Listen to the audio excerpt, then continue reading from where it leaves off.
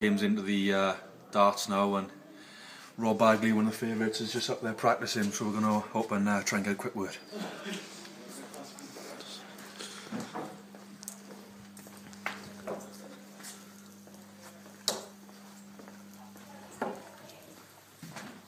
Excuse me, Rob, can we have a quick word just for the darts tournament? Hello, dart fans.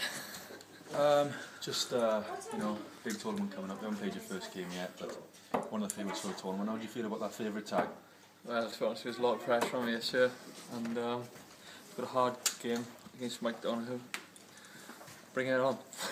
You've been training hard, throwing darts in the snow, stuff like that. So how's your training been going? I've been putting in plenty of hours in, to be honest, but it comes on to the day, doesn't it? That's right, yeah. How do you feel about playing in front of a packed house here in Royal FC? To be honest, it's one of the best venues around. Atmosphere's fantastic, and glad to be back here. Okay, cheers Rob, let you get back to the board. Thanks for your time. See you, darts fans.